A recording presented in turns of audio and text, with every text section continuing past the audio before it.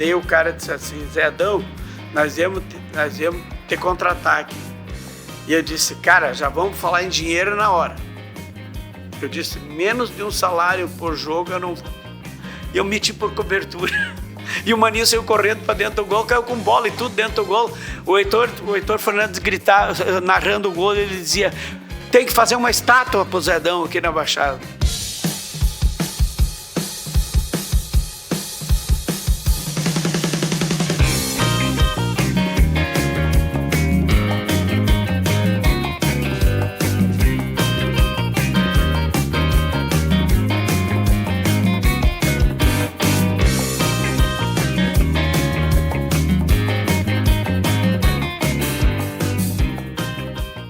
Olá pessoal, o canal O Tempo Todo trazendo mais um convidado na semana, agora com esse intervalo um pouco maior, de 15 em 15 dias, porque muitos dos convidados que são aqui para o canal ficam pensando em quais histórias contar. E aí ficam pensando e não vêm para o canal.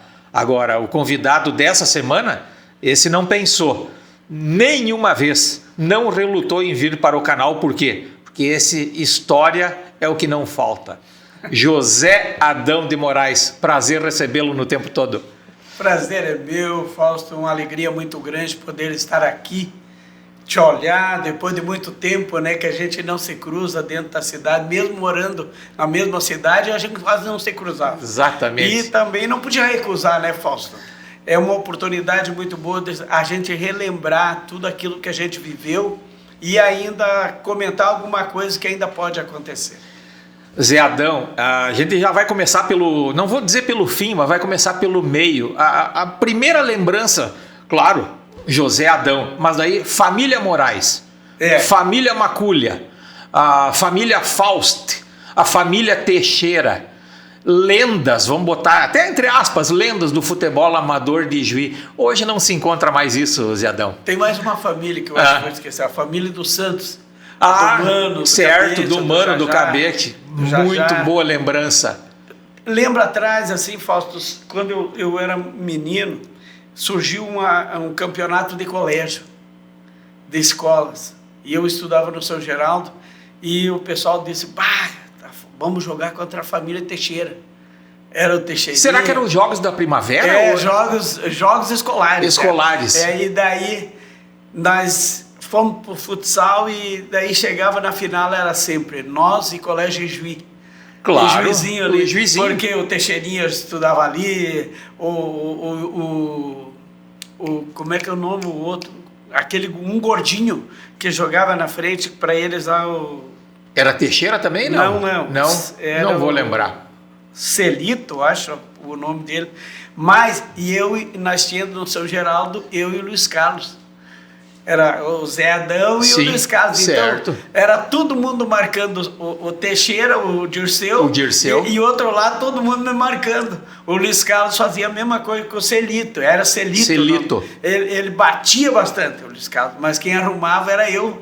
Eu trazia a bola trabalhada, ele rolava para ele bater, faz o gol. E o Teixeira fazia assim pro Elito. Então, sempre dava final. E São Geraldo... Futebol de salão na época. Futebol de salão com aquela bola pequenininha. Nós trouxemos o Albano aqui num dos programas desse ano. É isso aí. Foi o melhor goleiro que eu pelo menos, via jogando futsal aqui em Juí. Depois do Albano surgiu o Luizinho, bem depois, porque o Luizinho é bem mais novo, né? Mas o Albano era fera. Era fera, né?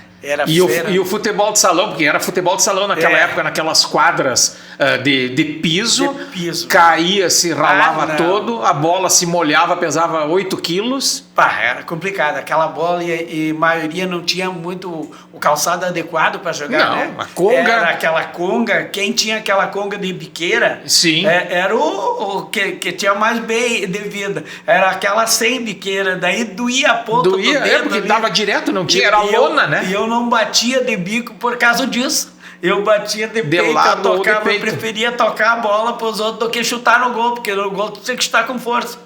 E eu já era mais habilidoso com a bola. Aí quando veio que chute deu uma melhorada. Veio que chute, aí nós estava dentro, nós estávamos em casa, cara.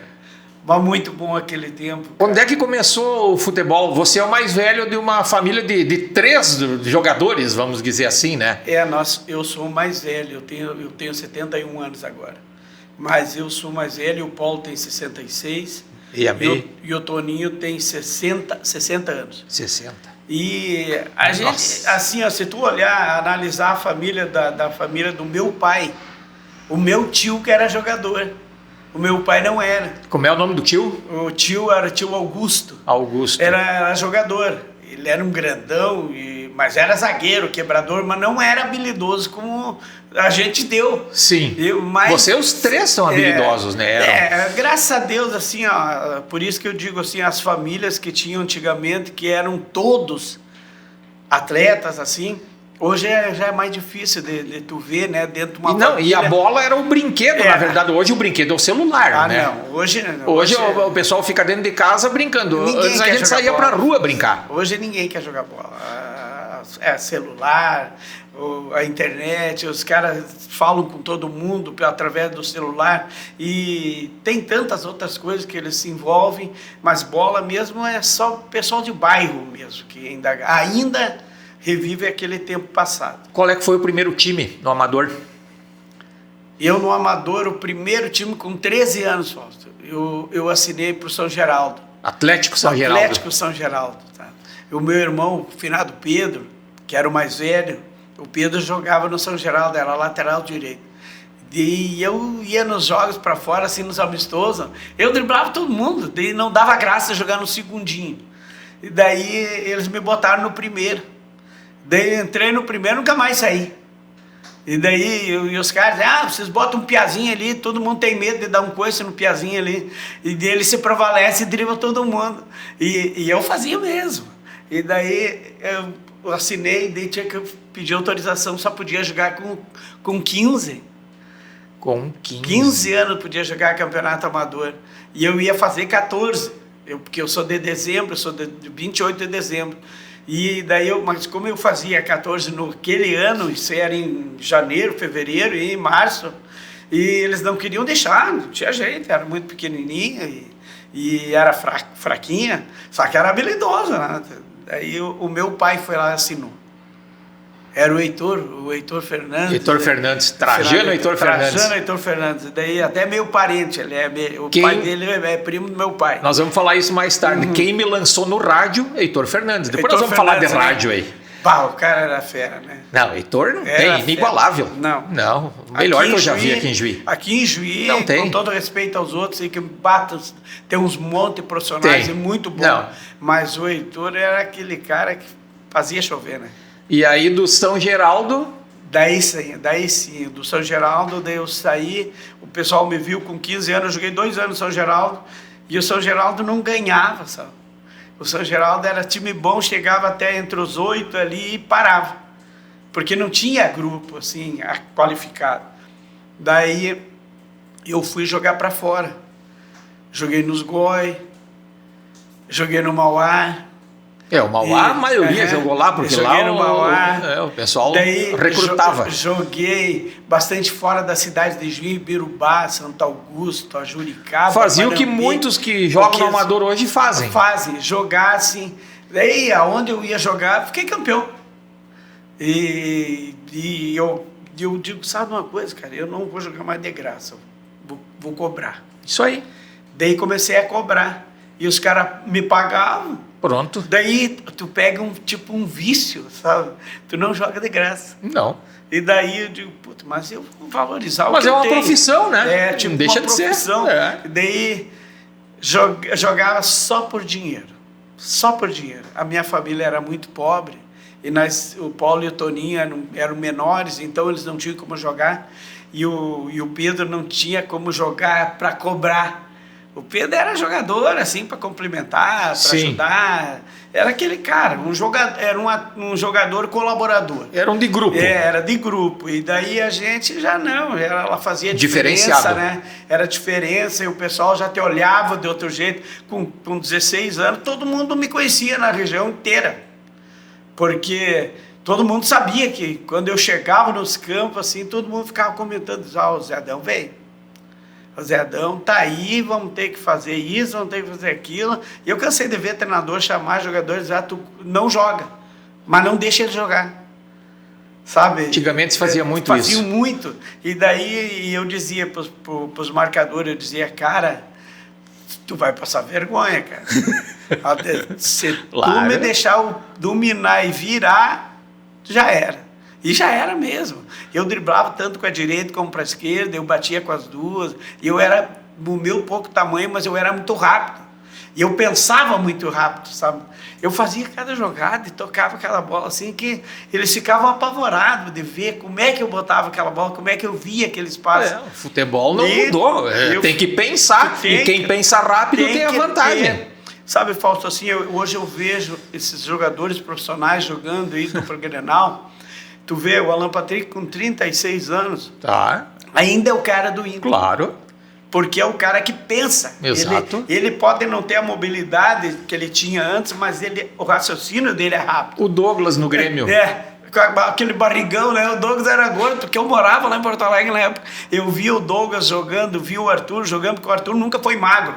O Arthur sempre foi fortinho. Sim. Mas sabia guardar a bola. Claro. O Maicon jogando. Dava gosto de tu ver o Maicon, Arthur, o que dá gosto é nesse Alan Patrick. Sabe assim? Então, tu vê, eu gosto de ver jogador que joga. Marcar, qualquer um marca. Marcar. Cada um coisa, matar uma jogada, qualquer um faz. Agora, tu tem um 10, tanto é que o Grêmio hoje está procurando um 10 e não acha em lugar nenhum. Quem tem, não vende. Quem tem, não vende. E sabe o que eu acho mais triste dentro do futebol, Fausto? É tu ver a categoria de base e ninguém forma nada. Não se forma nada. Não.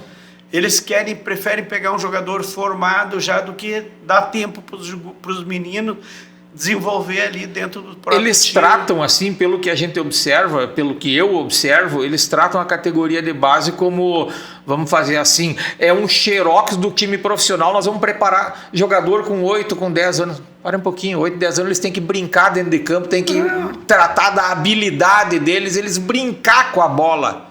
Né? E não querer replicar aquilo que se faz no futebol profissional, né? E outra coisa, o 10 sempre teve a fama, assim, observação. O 10 é o bom. É o bom, mas ele não é muito rápido. Não, ele é o pensador.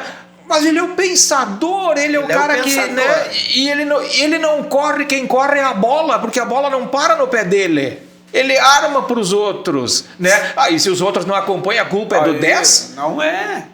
Sabe, eu sei por mim isso, que o 10, ele tem que ver espaço onde os outros não vê.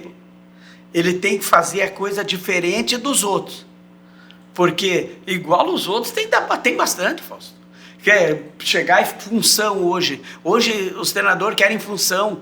Ponteiro tem que voltar até na lateral. E depois como é que vai correr eles lá querem na frente? Marcador. E daí o problema desses treinadores não querem perder. Claro. Eles não querem perder. Então o jogador que não colaborar com eles, pro projeto deles, não serve. Não serve.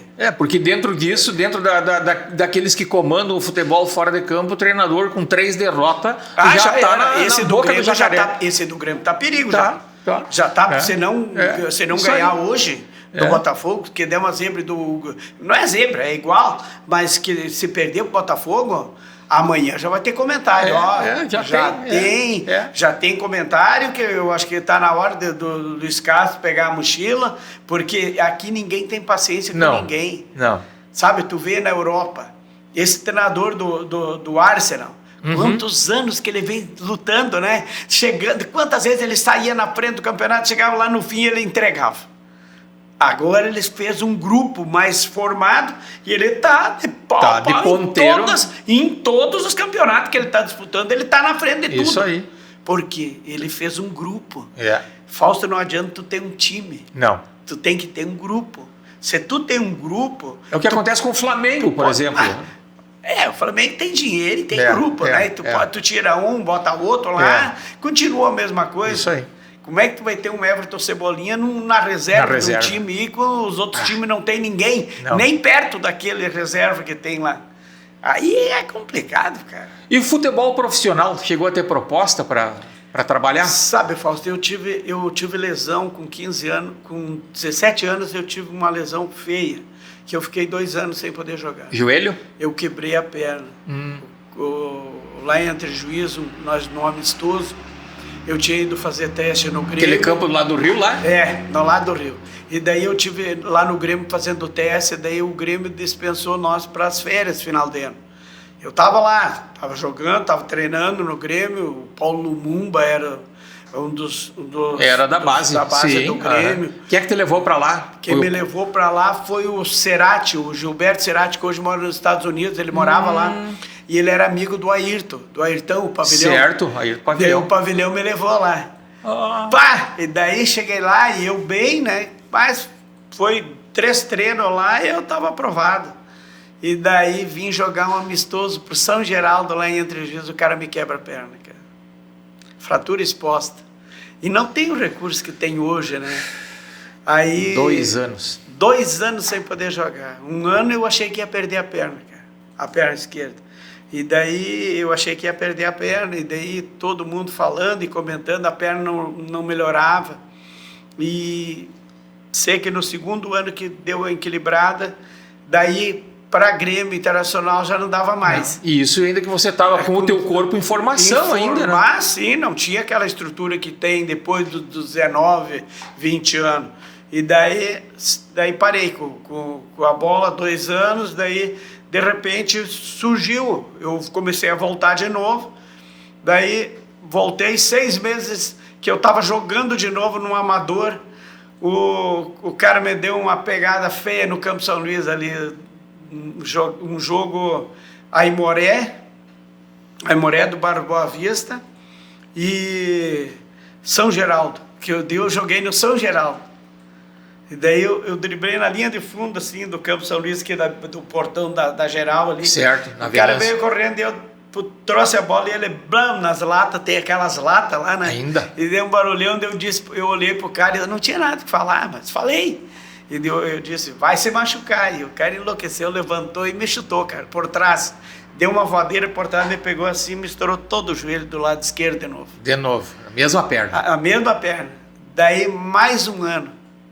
Eu fiquei parado. Eu pensei comigo, sabe uma coisa, cara, eu vou parar. Eu não tive eu parei, tive que parar de trabalhar, eu trabalhava já na Cotrijuí, e daí eu tive que parar, porque eu fiquei 6 meses sem poder quase caminhar, me estourou todo o joelho dentro, não tem ligamento.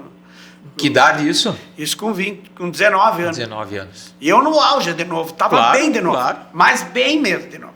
Tinha me recuperado bem da perna, da fratura, daí me estourou, cara. Pá, foi feio. Aí fiquei 1 ano de novo. Quem me fez a cirurgia foi o Mário Michel. Certo. Doutor Mário Michel. Bom pastor. E ele disse para mim, eu disse, doutor, será que eu vou jogar de novo? E ele disse assim, mas tu com a perna desse jeito, cara, tu ainda pensa em jogar? Olha, não sei, tem que arremendar tudo, tua perna... Não chegou a colocar parafuso, nada? Nada.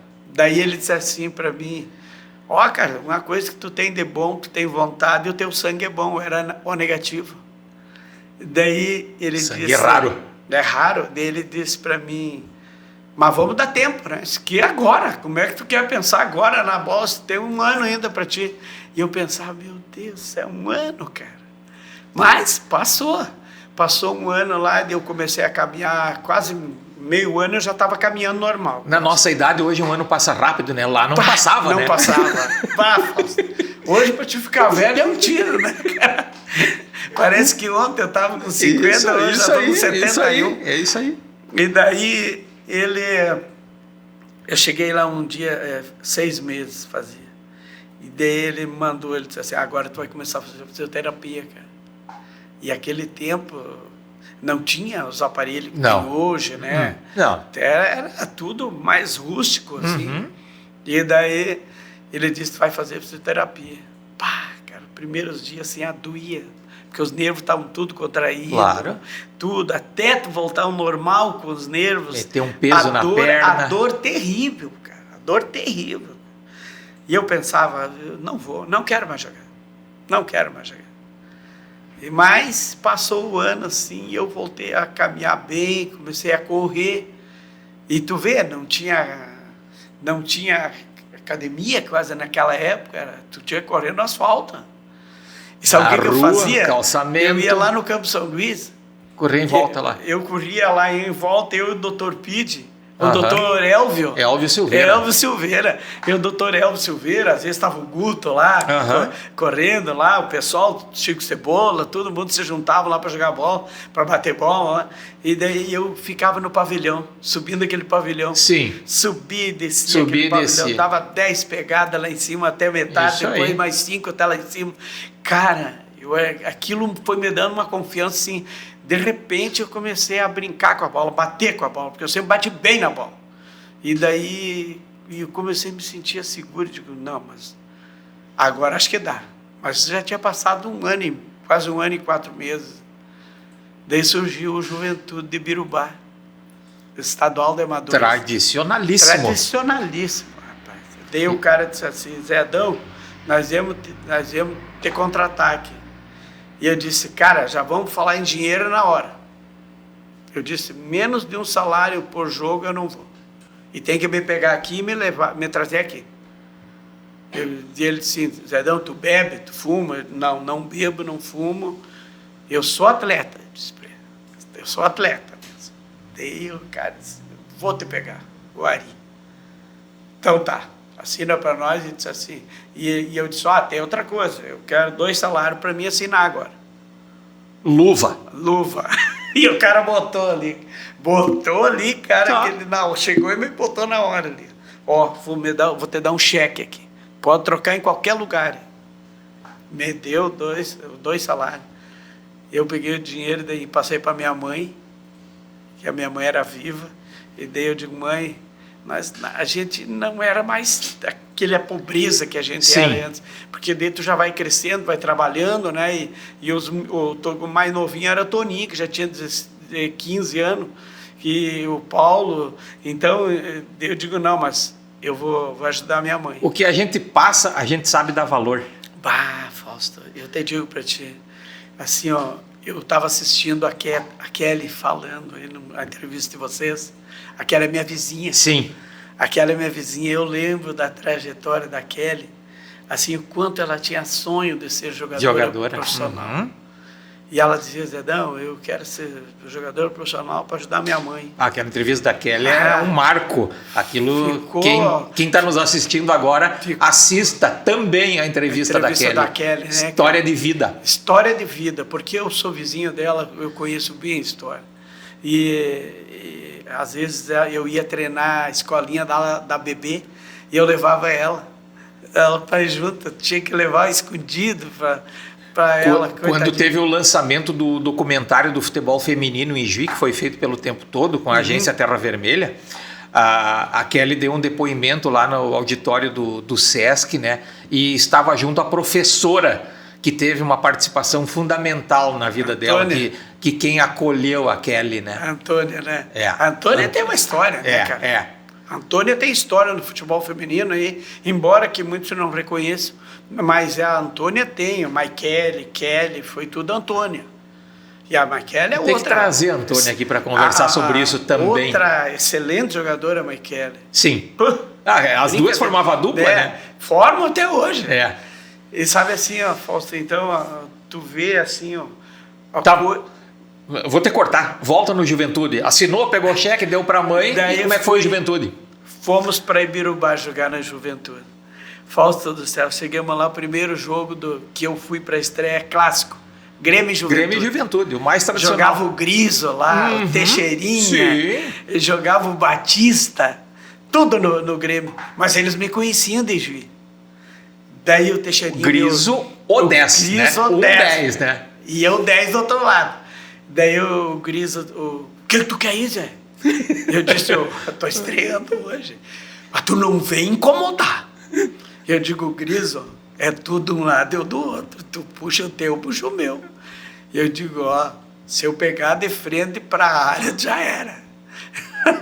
E ele, sei que estamos perdendo 1-0, gol do Teixeira. Do Teixeirinha de Cruzal, do Teixeira. Rápido, cara. Rápido, ponta direita. Fazia gol, cara. Fazia gol.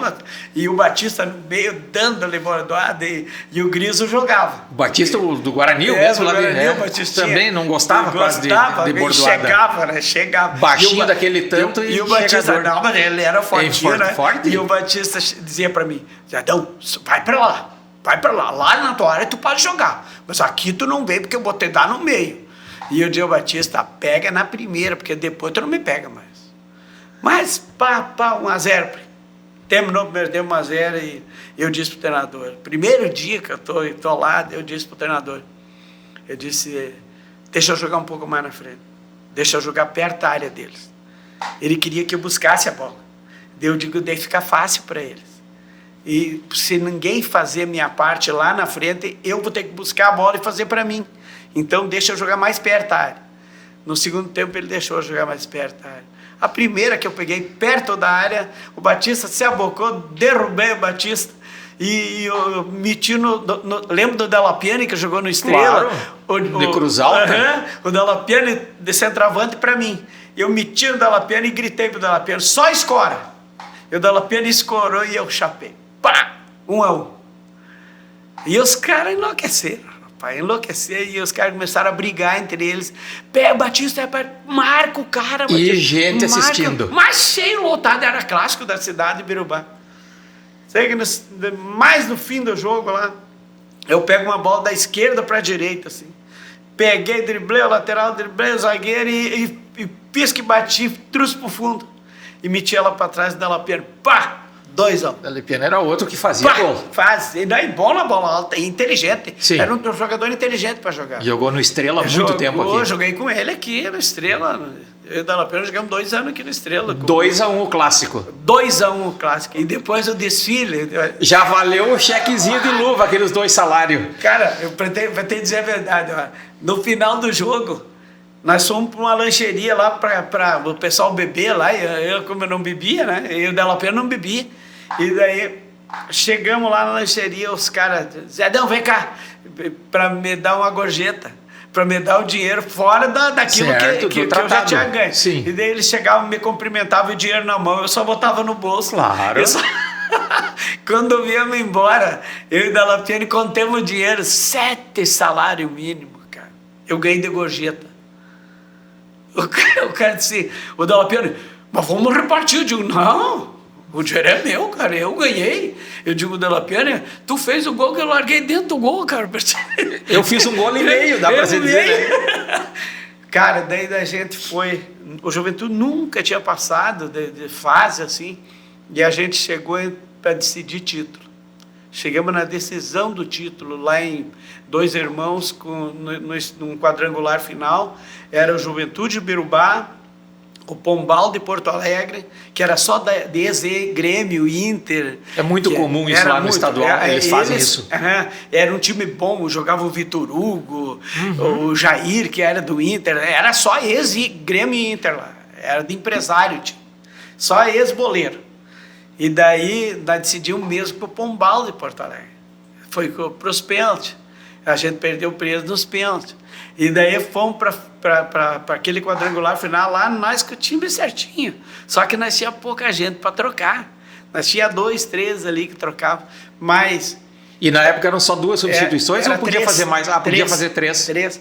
E daí, mas eles tinham bastante, eles tinham um grupo muito bom, o time deles sabia jogar, acostumado profissional, né, cara? E eles não apuravam a bola, tocavam. E sem contar mais descansado, pertinho de Porto Alegre. Jogavam ali, nós lá dormindo em colchão, e eles dormiam em casa. Claro. E nós dormíamos nos colchão ali, o alimento era bom, tudo era bom, mas não, eu acho assim que não era desculpa. Sim. Mas o time deles era melhor que o nosso, cara. Era melhor. Daí a gente foi para os pênaltis e perdemos nos pênaltis, cara. Quando perde nos pênaltis... Nos pênaltis, eu acho que foi a pior coisa do mundo, foi perder nos pênaltis. Porque nós tivemos chance de perder, de ganhar no jogo, e eles tiveram chance deles ganhar durante o jogo também. Mas nós tivemos 2 chances assim, viva, cara. de botar para dentro. O Della Pena nunca errava gol de cabeça. Aquele dia ele errou um gol de cabeça. Só botar, escorar dentro do gol. Ele foi fazer força assim e ela passou por cima da trave. E depois erramos um outro gol lá que não podia ter errado. Eles também tiveram chance assim, mas não chance viva de fazer o gol, a bola tá dentro. Não, eles tiveram chance assim de jogadas, mas de chute perigoso, alguma coisa ou outra. Mas assim, o nosso time teve a oportunidade de ganhar deles no campo, jogando. Qual é o gol mais bonito que você fez? Se é que dá para destacar um. Eu acho que o que o Heitor Fernandes estava narrando o jogo. Estrela Vermelha e Palácio de Esportes de Bagé. Pelo Estrela Vermelha, pela Copa Arizona. Copa Arizona. Que ano isso, lembra? 70 e década de 70? É, 70. Eu peguei uma bola no gol de cima do São Luís, lá, da 21 de abril. Da 21. E peguei fora da área. O Chico Cebola me atira uma bola fora da área e eu botei na frente e driblei o primeiro. Driblei o segundo. E vim. E aí o campo foi abrindo assim, sabe? E quando chegou o centro-médio em mim, eu dei uma pedalada e driblei. E o Maninho era o goleiro, que foi pro Inter depois, o Maninho. O Maninho era o goleiro do Palácio Esporte de Bagé, e o Maninho adiantado. E eu meti por cobertura. E o Maninho saiu correndo para dentro do gol, caiu com bola e tudo dentro do gol. O Heitor Fernandes gritava, narrando o gol, ele dizia: tem que fazer uma estátua pro Zedão aqui na Baixada. Tem que fazer uma estátua, porque é o gol mais bonito que eu narrei até hoje na minha vida. Foi golaço. Golaço, driblei 3, os 2 primeiros caíram, ficaram deitados no chão. E o terceiro eu ganhei ele na pedalada e o goleiro estava adiantado e eu meti. Chegou a ter filmagem desse gol também ou não? O Heitor Fernandes, eu não sei se teve filmagem, mas o Pancho sempre estava lá nos jogos. O Pancho era mais fotografia, né? O Pancho era, naquela época era fotografia. Porque tem gols aí que a gente... Eu pergunto sempre, né? Dependendo do entrevistado. E tem gols aí que você não tem o registro disso. Claro, você tem uma foto. A foto é algo parado, mas não tem não tem o movimento. Não tem como hoje a internet, que tudo está na internet, não tem né? filmagem. Acho que não. É muito interessante isso. Daí os caras ficaram me olhando. O Palácio Esporte não tinha tomado nenhum gol no campeonato. A Copa Arizona. Palácio dos Esportes. Eu não lembro desse jogo. E daí... Nós fizemos 7-2 neles. Não tinham tomado nenhum gol, tomaram 7. Então E daí o finado Nilo Schirmer, que Deus tem, um cara fantástico. Dirigente, dono do Estrela. Meu Deus do céu. Nós se reunia depois aqui, tinha uma boate aqui no porão, aqui embaixo perto. Depois o Pedro usava ali. Na Coronel Dico, lá embaixo, né? Aqui embaixo. Ali nós se reunia depois do jogo para comemorar. E daí o Nilo Schirmer disse: Adão, nunca vi na minha vida alguém fazer uma jogada dessa. Mas eu fazia coisa assim que às vezes ficava olhando para mim mesmo, e para mim parece que era fácil, cara. Porque habilidade eu tinha, e eu não tinha medo. E eu botava os outros na cara do gol, assim fácil. E graças a Deus, assim, sabe, eu só dentro da bola, eu não tenho inimigo. Eu tinha adversário. Eu tinha adversário. E lá dentro eles defendiam deles, me chutavam lá dentro, mas depois ela saía lá fora. E a gente tem bastante amigo. O futebol tem essa característica, né? Sabe, Fausto, assim, a gente tem bastante amigo lá em Birubá, lá, o respeito que eles têm por mim. O Ari, hoje já é morto, o presidente de Juventude, e ele dizia: Zedão, tu só sai do Juventude se tu quiser. Ficou quanto tempo lá? Eu fiquei 3 anos. 3 anos. Daí o segundo ano fiquei campeão, daí o terceiro ano fiquei de novo vice-campeão. Olha, cara, nosso time era muito bom. Mas estava, né? Era um time bom, eles gastavam, mas dava time bom lá, cara. O Rogério Manta foi convidado do programa anterior, e aí eu perguntei para ele, faço a mesma pergunta para você. Qual é o melhor meio-campo que você jogou do tempo que era centro-médio, meia-esquerda e meia-direita? Quem você jogou, se é que dá para citar um só? Olha, é difícil, Fausto.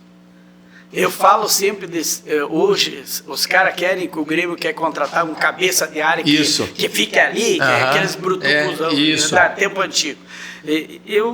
Mas não ia perder tempo com isso nunca. Sabe, hoje, assim, para te falar, os melhores cabeças de área que eu vi jogando aqui em Juí, o Guto Valduga. Tu veio o Guto depois, foi para frente, né? Depois o Guto foi para segundo. Tá? Mas o Guto Valduga começou como primeiro, baixinho daquele jeito, mas jogava. O tio João, o Sapão. Certo. O Cabetia, tudo pequenininho. Tudo pequeno. O Cheque. Pá, Cheque. O Cheque pequeno, mas largo. O Cheque jogou comigo lá em Beirubá, segundo ano. E daí, o Cheque, vamos ver, o Tony. O Tony. Tony Macuga.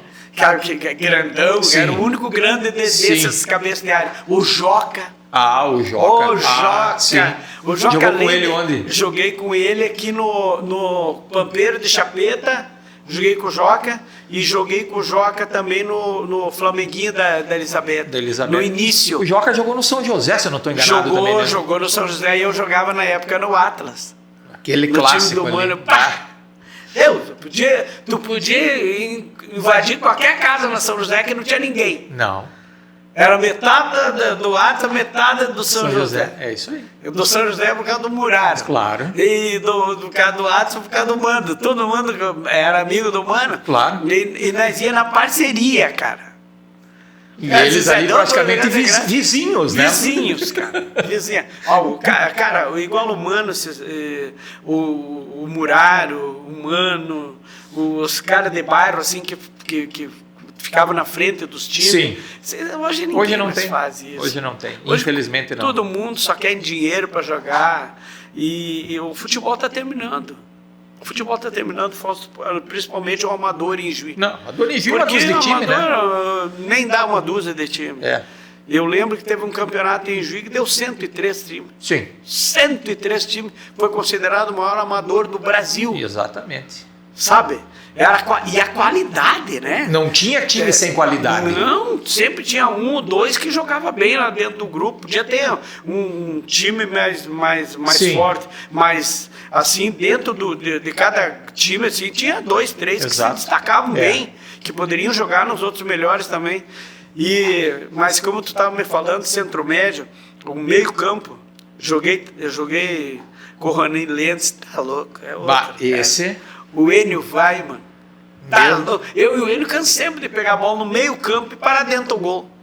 Sair tabelando, sair driblando. Cansamos de fazer isso.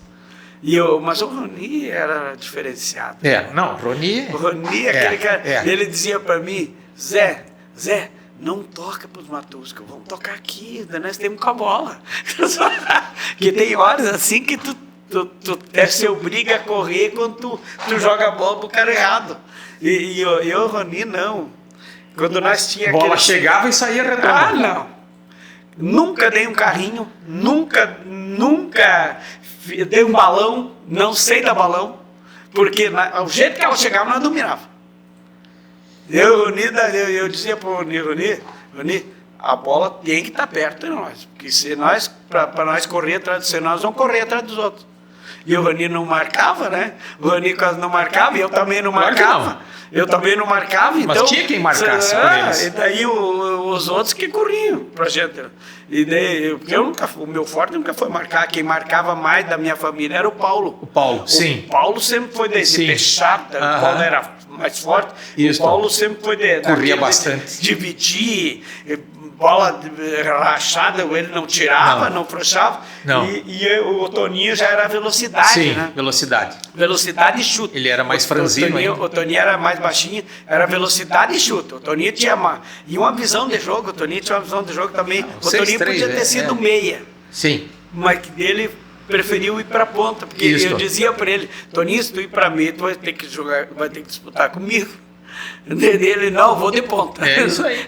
Daí ficou de ponta. E o Paulo jogava no outro lado da meia, assim, daí o Paulo marcava para mim. O Paulo corria para mim, disputava tudo que era bola. E daí era bom de jogar com eles. E time? Dá para citar o melhor time que você jogou? Assim, Olha, se não lembrar os jogadores, mas pelo menos... Sim, foi lá no tal time. Tal. Olha, Fausto, eu joguei nesse Juventude do Birubá, muito bom. Era muito bom, tio. Mas joguei também em Parambi, no Grêmio de Parambi, lá na época que era Grêmio e Piratini, lembra? Que era clássico. Era tipo o Grêmio e Inter lá. Porque a camisa do Piratini era vermelha e branca. E a do Grêmio era do Grêmio. Eu joguei no Grêmio, lá era muito bom o time. Muito, muito, muito. E joguei aqui em Juricaba, no Grêmio de Juricaba, também no tempo do Everaldo. Everaldo Borges de Camargo. O Ivens, o Cléo, o Burrinho, lembra o Burrinho? Claro. Que era de Juiz? O Burrinho, o Sandro. Para um baita time, cara.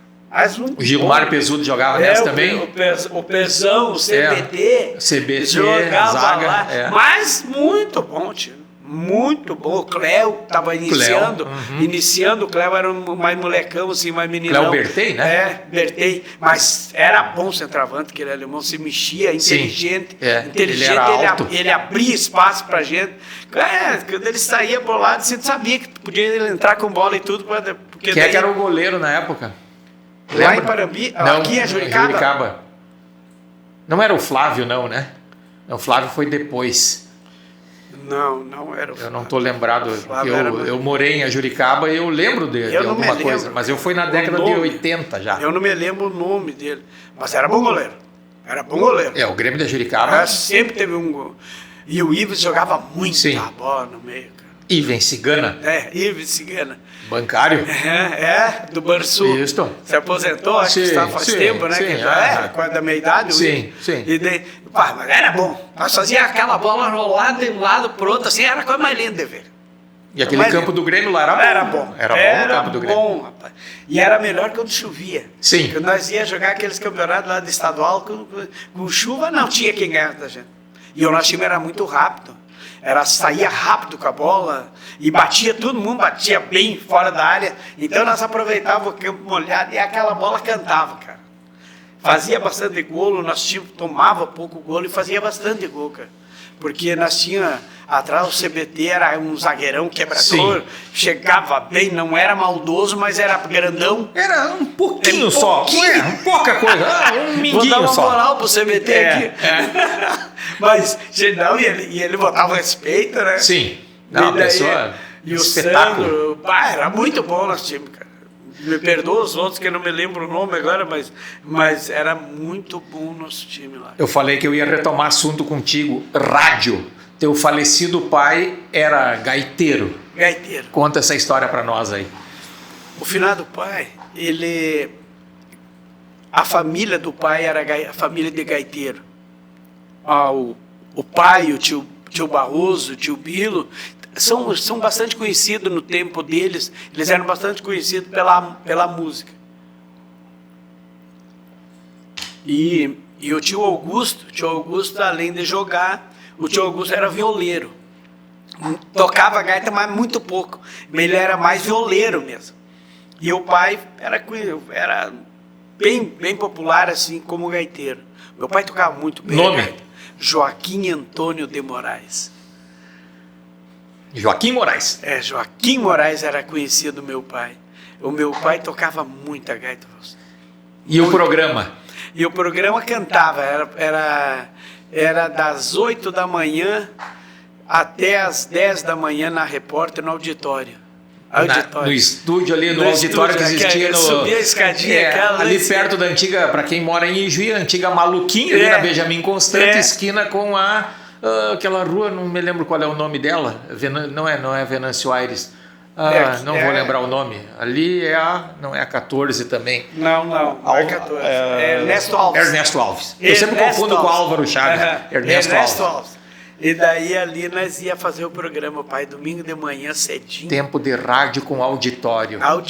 Olha o tempo, 71 anos, né? E você cantava lá? E eu ia para cantar 3 músicas.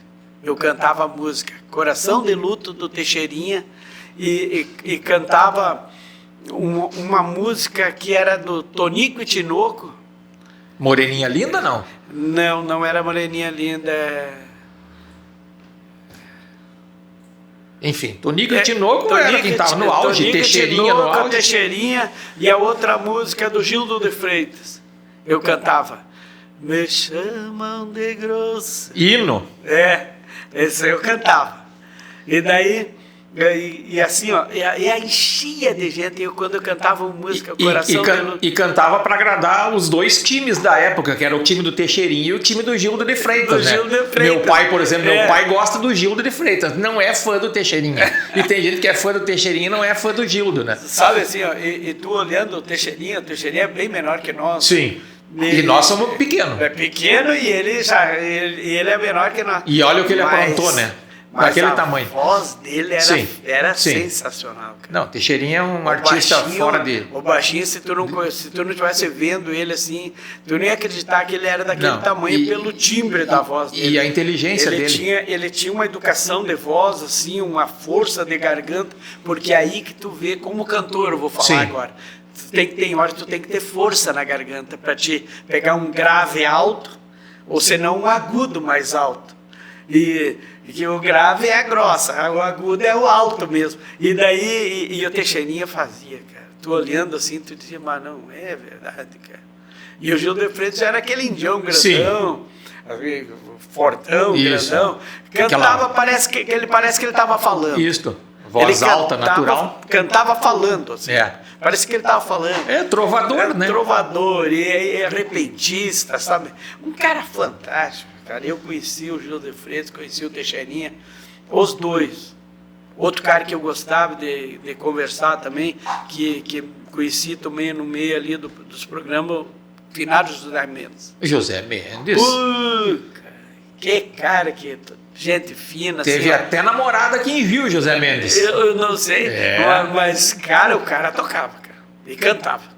Meu Deus. José Mendes. José Mendes, eu nem sei de onde é que ele é, o José Mendes. O José Mendes, eu não sei natural de onde que ele é. Eu acho que é uma cidade próxima de Vacaria, se eu não estou enganado. Mas eu não tenho...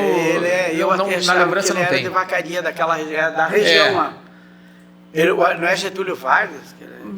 Pode ser, eu não sei te dizer. Mas ele era daquela região lá. Mas o cara, gente fina. Foi cedo demais também. Cantava muito. Cantava muito falso, ele cantava muito, era um cara que tinha comunicação. Sim. Ele sabia se expressar. É aquele cara que nasce pronto. Sim. Porque eu acho que o cantor, se tu não tem o dom, tu não é cantor. Carisma, chama isso. E tu tem a comunicação, tu sabe chamar o povo pra ti. E ele tinha. O Gildo de Freitas era a fama. Não. Era aquele grosso, um cara mais grosso, assim. Diferente. Mas um cara assim que... Certo, qualidade, a qualidade não tinha o que fazer. Mas o carisma do José Mendes realmente é algo... Era fantástico. Foi cedo demais. E o Teixeirinha também, era o carisma. Todo mundo, o Gildo de Freitas, o Teixeirinha sem o Gildo de Freitas não ia dar. Não. E o Gildo de Freitas o Grêmio contra o Inter. Também, era Grenal, né? Era o Grenal. Perfeito. Porque parecia que um sem o outro não dava. Sabe, e a gente via assim como surgiu depois deles, né? Cantores que hoje são bastante conhecidos, e uns que já morreram, outros que ainda tem. O Leonardo também, eu acho. Assim, em termos de música gaúcha, o Leonardo, eu acho que foi um dos melhores. Exatamente. Porque tu vê as músicas do Leonardo, ela tem fundamento. Tem uma história, as letras, né? O segredo da música, para mim, sempre foi a letra. A letra. Tu cantar, a mensagem. Cantar não adianta. Não. A mensagem é que tem que fazer valer. Quando tu canta, quando tu lembra da música do Teixeirinha, Coração de Luto, é uma história. É uma história, né? Quando ele contou, inicia, eu assisti, né? Até não faz muito tempo, uma entrevista, um documentário, e ele conta a história dessa música. Sabe assim, tu vê assim, sabe? Eu vi assim, ele iniciando, e eu digo, mas eu vou cantar essa música. Claro. Eu vou cantar essa música, e piazinho. E eu cheguei, até um dia surpreendi meu pai. Eu digo, pai, toca para mim Coração de Luto. E o pai, tu canta? Eu digo, vou cantar. Mas que é ao vivo? Eu digo, vamos. E ele tocou e eu cantei, chorei junto com a música. Pronto. Porque ela é uma música que mexe com o nosso sentimento. Claro. Ela conta uma história de uma mãe que morreu e um filho desesperado ali. Filho voltando da escola. Voltando, de repente, enquanto vê aquela multidão lá. Algo que parece que não existe, né? É uma história que mexe com o coração das pessoas. E daí é que vem o sentimento, né, Fausto? É que vem o sentimento, que vem as pessoas se colocam no lugar. Tu ficar sozinho com 8 anos de idade, sem pai, sem mãe, e o primeiro que levou, dali a pouco já largou, e o segundo também não quis, e quem te abraçou foi o mundo. Você falou em 8 anos de idade, eu já vou puxar a pergunta, o mote para você. Qual é a tua rotina hoje? 71 anos, Zé Adão, um cara conhecidíssimo, benquisto, uma pessoa que todo mundo admira, e nessa tua rotina tem um neto de 8 anos aí, fala um pouquinho sobre isso. Sabe, Fausto, assim, ó, eu tenho um neto lá com 8 anos, o Bernardo, filho da minha filha, da Francesca. Quantos netos são? Eu tenho 3 de sangue e tenho mais 5 que não são de sangue. Mas são meus netos. Nessa idade todo mundo chama a gente de vô, né? E tem um gurizinho que é da minha enteada lá, que eu criei desde 5 anos. E hoje ele tem 9 anos, o Thiago, que ele me chama de papai. Ah, sim. Ele não conheceu o pai. Certo. E desde que... E ele é loiro dele, de olho azul. Mas sou o papai dele. Sim, você é praticamente loiro, né? O cabelo loiro. Só nasci de noite, e ele de dia. É, isso aí. E daí o cabelo tá quase loiro. É loiro. E daí o Bernardo, assim, tu falar do Bernardo, assim, tu vê ele assim, ele faz para me lembrar eu. Eu não gostava de bola quando era criança, porque eu era muito apegado na minha mãe.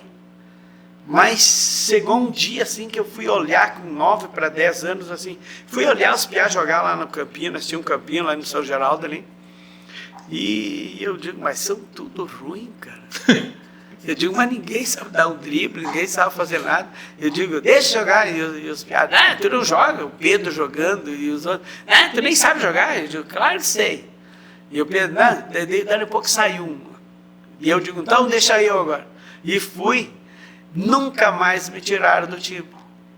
Assim é o Bernardo, sabe? O Bernardo é um gurizinho assim, que ele ainda tá desabrochando assim. Tá brincando. Ele não sabe o que ele gosta, o que ele quer, mas ele tem trato com a bola. Ele sabe tratar a bola, sabe bater na bola, sabe bater lado, bate trivela. Eu vou dar umas dicas. Bate trivela, ele tá na escolinha do Jair Galvão. Certo. Do Jair Galvão. E daí, mas eu digo, quando nós temos lá, eu digo para ele, bate trivela. Quando tu quiser que essa bola, tu tá aqui e tu quer que ela vá lá, bate trivela nela. Ela vai. Agora, se tu botar ela por dentro, ela não vai. Agora, quando tu quiser que essa bola faça isso, tu bate por dentro, bate cortada nela. Eu digo, sabe como é que você corta a bola? Bate assim. Sabe, ensino, deita o pé. Que daí a bola... Isso é um aprendizado que nunca mais esquece. E ele foi... Ontem ele estava lá em casa, ela mora na Tomé de Souza e eu moro no bairro Getúlio Vargas. Daí ele sempre pede, vou, dá para mim lá? Eu digo, vai, vem. Ele fica lá um dia inteiro. E daí ele estava lá e eu disse para ele, daí como é que tá os treinos? Acho que vou parar. Eu disse, por quê? O treinador enche o saco. Grita muito. Eu disse, meu filho, o treinador só quer o melhor para ti. Quando ele te chama atenção, porque ele quer que tu corrija alguma coisa. Porque quando tu tá certo, tá fazendo as coisas que ele quer, ele não vai te chamar atenção. Agora, quando ele te chama atenção, ele para o treino e diz, é assim que tem que ser. É assim que tem que ser. Porque se ele der deixar você errar e amanhã o teu pai cobra dele. Então ele não vai querer que o pai dele teu pai cobra dele. Então procura ouvir ele, procura cumprir aquilo, a tua habilidade. Se ele disser para ti, tu tem que parar aqui e tu sabe que tu tem que fazer isso aqui, faz o que tu quer, que tu sabe fazer, mas que não prejudique aquela função que ele está te dando. É isso aí, separando o avô do treinador. Porque tudo que é treinador, ele quer tático.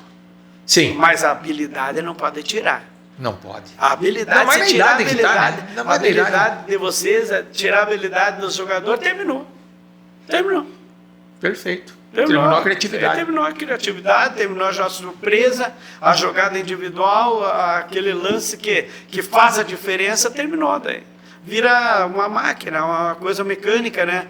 Toca para lá, toca para cá, toca para lá, toca para cá, mas não produz. Tu tem que ter alguma diferença para produzir, para fazer acontecer as coisas, mas que dê efeito. Que tenha efeito beneficiando porque que ele está fazendo. Zé Adão, se o aluguel aqui da Terra Vermelha não fosse tão caro, a gente ficava hoje, amanhã e depois conversando.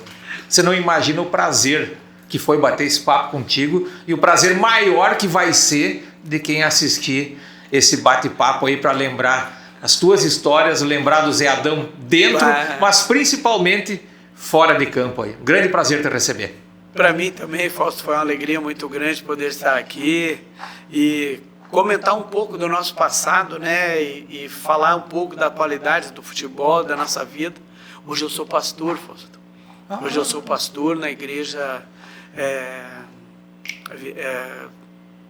Igreja evangélica. É evangélica. E graças a Deus, assim, pastor, depois que eu perdi meu filho, né, eu tive um filho com 15 anos que ia jogar no Inter e ia embora de noite e faleceu durante o dia. E daí eu só achei um refúgio na igreja. E Deus me abraçou, Jesus me abraçou.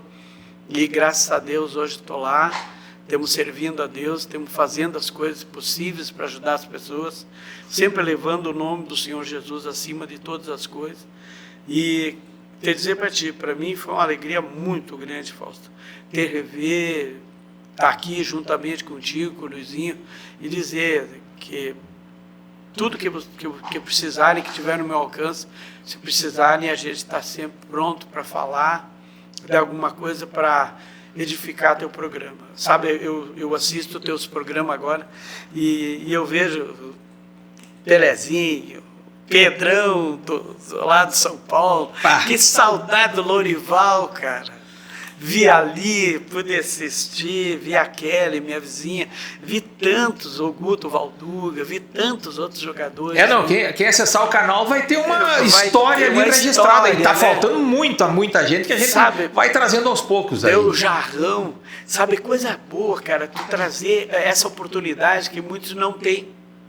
E que vocês estão dando essa oportunidade de poder lembrar do passado, comentar alguma coisa da vida que viveu e que está vivendo, né? Exatamente. Hoje o Zé Adão é um pastor, mas o Zé Adão continua a mesma coisa, Fausto. Com certeza. Sou um cara bem respeitado em tudo que é lugar, em todos os meios, as pessoas me respeitam pelo que eu sou. Porque eu não mudei. Quem mudou a minha vida, quem me transformou, me fez eu ser um pastor, foi o próprio Jesus, que ele que me escolheu. Nunca pensei em ser evangélico, mas hoje eu tenho orgulho de ser. E quero dizer para ti que vou orar, quando eu orar, vou botar teu nome, o nome do Luizinho, o nome da Terra Vermelha, do canal, que Deus venha abençoar cada vez vocês, em tudo que vocês pensarem fazer, Deus vai honrar e vai abençoar, porque Deus é bom. Jesus é bom, é maravilhoso, e Ele está aqui, Ele vai nos abençoar e vai abençoar cada dia mais vocês. Que assim seja. José Adão de Moraes, atleta do futebol amador, dá para dizer que ele foi profissional, porque jogou em várias equipes, desenvolvendo aquele futebol maravilhoso que tá difícil de a gente ver em campos do profissional hoje em dia. Canal Tempo Todo sempre na parceria com a Terra Vermelha, agência de comunicação e marketing. Volta daqui a pouquinho. Até mais, pessoal.